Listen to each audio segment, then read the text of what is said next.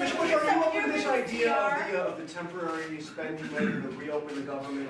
Well, one of the ideas suggested is they open it, they pay a sort of a prorated down payment for the wall, which I think people will agree that you need. You need the wall. In fact, I see a lot of the Democrats are almost all of them are breaking, saying, look, walls are good, walls are good. Big difference from what you had 2 or 3 weeks ago. And the vote, we had the vote on our bill, which we won 50 to 47. That was our bill. But we got one Democrat. It was 50 to 47. And we need, as you know, we have to get 60. We don't have 60 votes, so we need Democrat support. We didn't get Democrat support other than from a actually wonderful man, as you know, Senator Manchin, and who's doing the right thing for his people. I mean, he's doing the right thing for West Virginia, frankly. And the other bill, it was 52-44, and that included a lot of hurricane relief for a lot of different states. So it's sort of not something, some of them really voted for the hurricane relief, which they felt they needed. That was 52-44, but you need 60, so that didn't go anywhere. So we knew they both were not going to go anywhere, we thought. And now Mitch is negotiating with Chuck Schumer, and we'll see what happens. I think they just left a meeting. They just had a meeting. I think they're going out to see their people, but they just left. So we had 2 bills. I think we did very well. The Republicans held, except for 2. The Republicans held. 2 were not there. They weren't able to be there. So there were 2 non-votes. But even with 2 non-votes, I think they would have been good votes for us. It's 50 to 47. We won. But we need 60 votes because of the 60-vote rule. And so I just really want to thank the Republicans for holding. Again, on the other one, that was the opening up. That's 52-44, but you need 60 votes, so it's a long way short. And a lot of those votes were based on the fact that there was hurricane relief for certain states. But would you reopen the temporary spending without money for the wall? Would you just to reopen the Well, I wouldn't be happy with it. I wouldn't be happy. But we have a lot of alternatives. Honestly, we have everybody. Look, for the most part, people agree. When I say everybody, I would say almost everybody agree. We have to have border security. We have to have a wall in order to have border security. You cannot have border security without a wall. I mean, we can play games and we can talk about technology. We can talk about drones flying around. You know, right now, formed is an 8,000-person caravan. And the caravan is heading our way. Congratulations. We have another one. We stopped the first one. We stopped the second one. I wouldn't say that Tijuana is too happy, but they're happily living in Tijuana right now. And a lot of them have gone back. But we stopped them. But it's very tough. And if we didn't have a wall in those areas, it would have been very hard to stop them. We have the military and we have the Border Patrol. They've done an incredible job. And ICE has done an incredible job all over the country, frankly. We've removed thousands of MS-13 and others out of our country. But if we had a wall, we wouldn't have that problem. It would be great. So we have a lot of alternatives.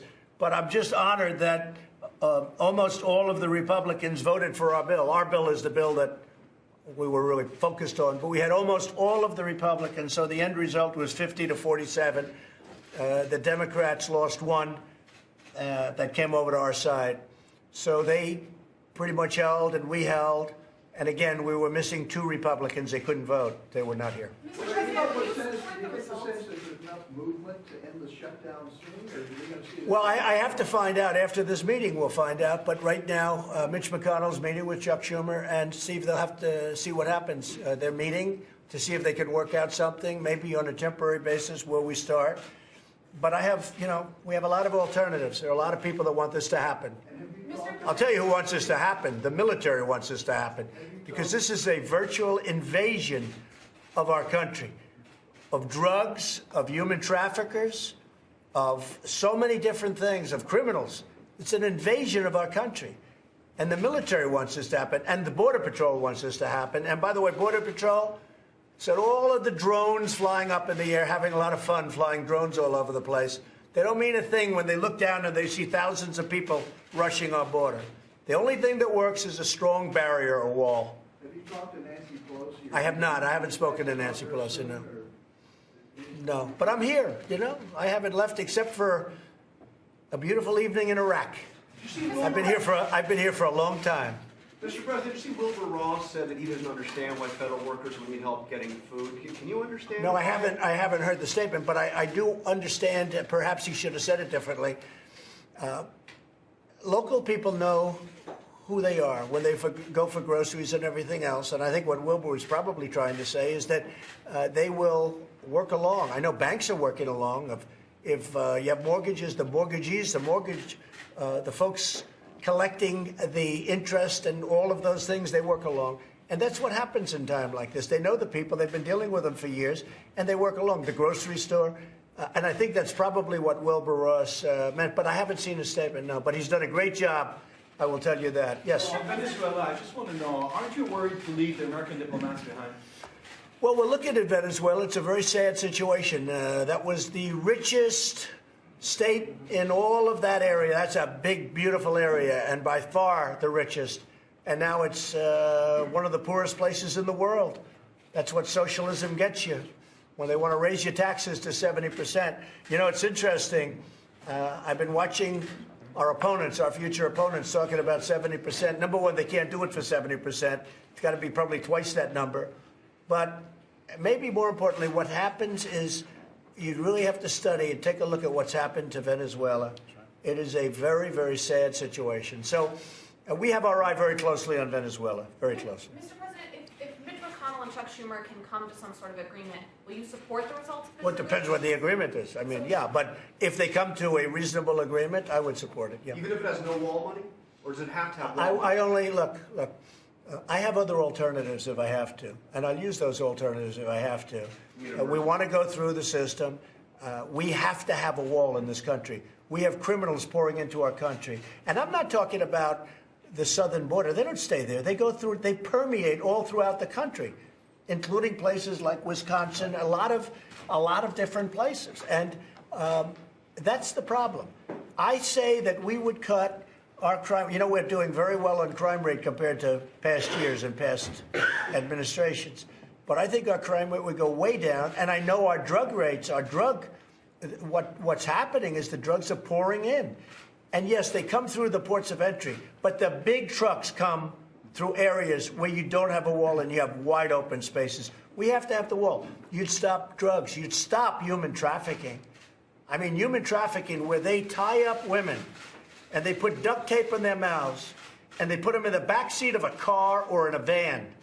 They don't come through a port of entry because the people at the port of entry are going to see that. That's not like hiding drugs in the engine or in the hubcaps, and they have incredible, ingenious ideas. I mean, frankly, I've said some of these people are so genius. If they were ever legit, they'd become very rich people. But what they do is they go through the ports of entry with small stuff. But the big stuff comes through areas where you have nobody watching. I mean, you have hundreds of miles of open space, and they go out there, and they're loaded up with drugs, or they have women in the back seat of the cars with duct tape all over the place. It's a disgrace. And you don't catch them. They make a left. You don't even know the difference between Mexico and the United States. They make a left turn after they go out 20 miles, 40 miles, 5 miles in some cases and less. They make a left turn. They're in the United States. And then they do whatever they have to do. You need the wall. And we can all play games and we can all talk about technology. I know more about technology than anybody. If you don't have the wall, the technology doesn't work. First of all, the wall is based on, I mean, it's all based, any technology works only with the wall. Not going to work otherwise. You need the wall. In fact, a lot of the technology is put on top of the wall.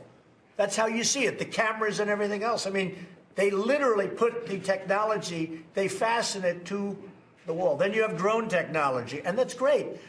In terms of what are you going to do? You're going to follow the people? First of all, once they step into the country, you know what happens, right? You know what they do. It's called, what do they call it, you know? They put 1 foot in our country, right? And we got them. That's it. So the drones don't help us. We have to keep it out. We have no choice but to have a wall or a barrier. And if we don't have that, it's just not going to work. So it's very important to me. All right, one more question. What's your message to federal workers who are missing another paycheck this week? I love them. I respect them. I really appreciate the great job they're doing. Many of those people that are not getting paid are totally in favor of what we're doing. because they know the future of this country is dependent on having a strong border, especially a strong southern border, because we have tremendous violence and crime coming through that border. We have tremendous drugs. We have the human trafficking. We have MS-13 in gangs pouring through those borders. And if we don't strengthen those borders, we're going to have a big problem in the future. One of the people I blame is myself, because the economy is so strong right now, stronger than ever before. Today, right now, we have more people working in the United States than has ever worked in this country before. That's a great compliment. So I blame myself, okay? But the fact is, people come up because our country is doing so well, and they want to break through our borders. The fact is, we want them to come up. We took in more people last year legally than we have in a long time, because we need them, because we have a lot of companies are coming into our country. So we need people coming in. I want people to come in, but they have to come in legally, and they have to come in through merit.